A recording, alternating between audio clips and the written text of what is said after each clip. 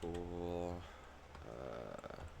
survival world for Bible stuff. Oh, well,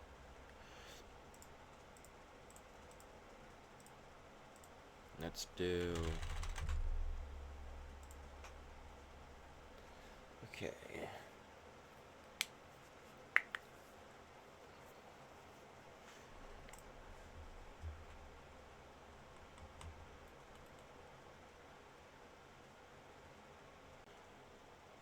When you or someone else asks, "What is grace to a Christian?"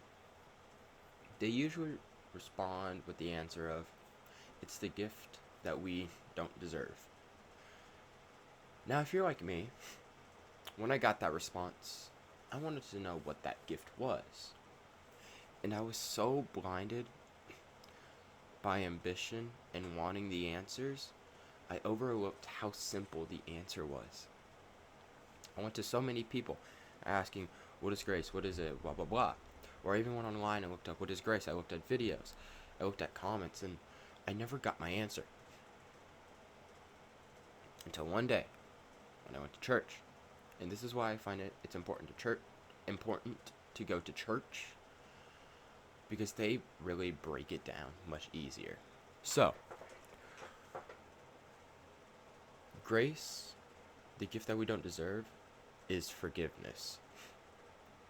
In Romans 3:25, for God presented Jesus as the sacrifice for sin. People are made right with God when they believe that Jesus sacrificed his life, shedding his blood.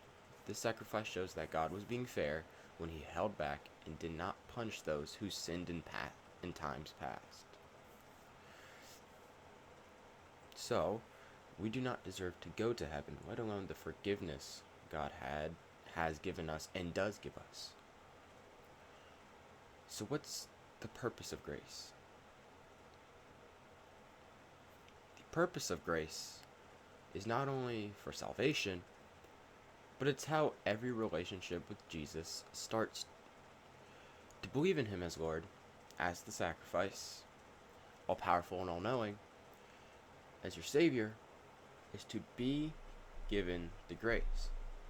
It's an easy but complicated answer. It's more of the things that usually progresses with your relationship with Jesus as long as you go. I want to go over this story in the Bible that also can show grace. So, in John 8, 1 through 11, mind you, I'm reading NLT. So, a woman caught in adultery. Jesus returned to the Mount of Olives, but early the next morning he was back again at the temple.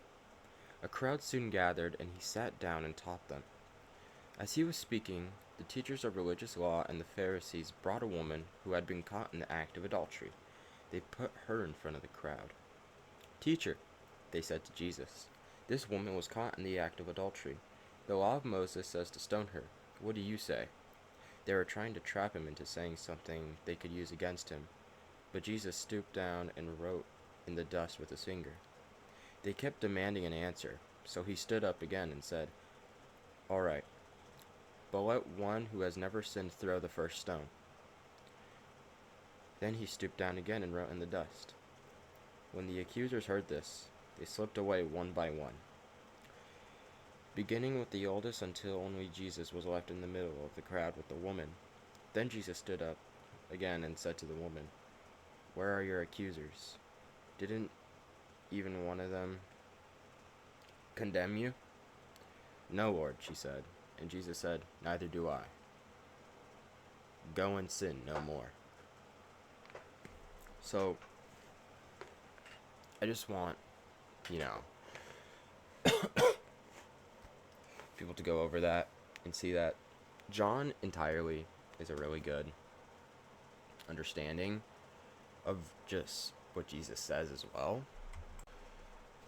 And also John 11, 1 through 44. I will read that next video. However, he basically raises a dead man from the grave. Jesus, obviously. But you found this video helpful, please like and subscribe, or share it and or save it for yourself. I just want to spread the word to a bigger audience, and thank you.